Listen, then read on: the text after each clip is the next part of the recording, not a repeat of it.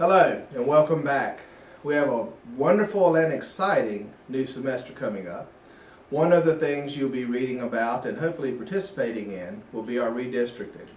As we start this process, let me go ahead and tell you that it's going to be a little bit longer than normal. We will look at the entire district. There are some areas that need immediate attention and some that will come into effect when the school year begins with the construction of our new schools, which I'll talk about in a moment. But please be patient, please participate as much as possible, and give us your comments and suggestions as you see the new maps coming out. They'll start to come out with the first ones next week on the 13th. And then from that point forward, we'll do enough meeting, we'll meet enough times to hopefully have something that will be palatable for everyone involved, and then start some town hall meetings in February. So please come out and participate. Also want to let you know that we're starting our one-to-one initiative. That training should start this spring. Our goal will be to move the iPads into the elementary schools and a new device for our middle school students that will be a Windows-based device.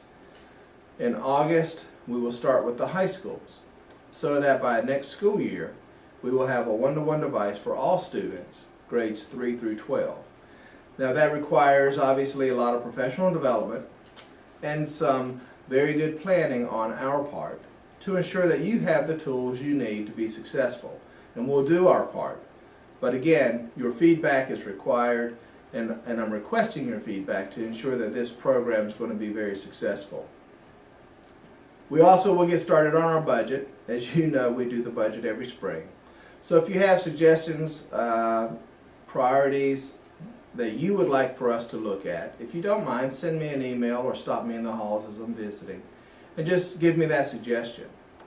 I'll listen to everything that you believe we should be doing in the classroom. And by the way, I'm enjoying the visits to the classrooms. Have not quite made it to all the schools, but should by the end of this month.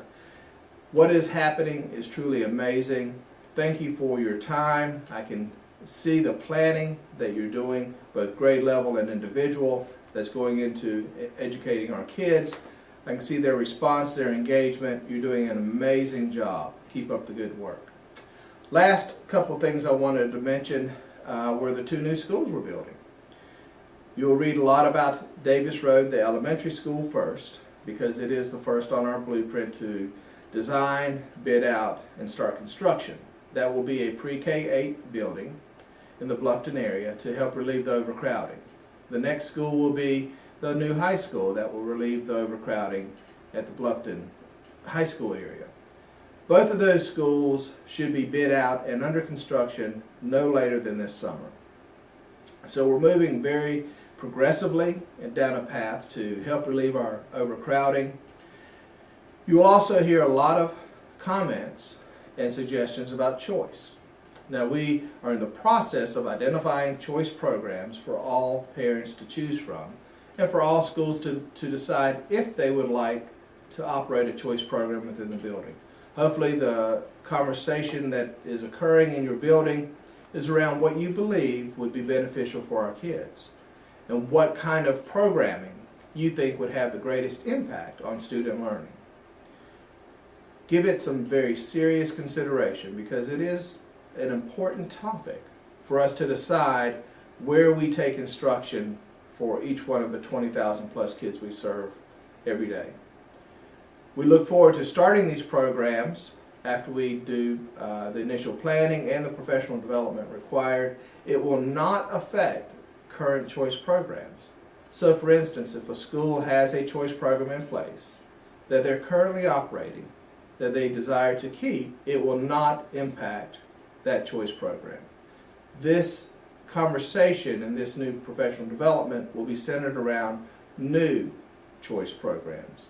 We do have a laundry list, so to speak, of choice programs, and our Curriculum and Instruction Board Committee is continuing to have conversations around choice and what kind of opportunities our parents should be involved in, and hopefully we'll have enough selection out there and enough on our menu that we will be able to address all learning needs of all kids.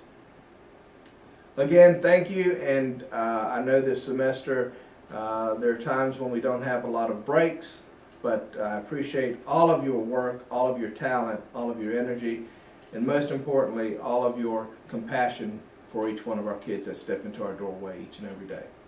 Have a great spring semester.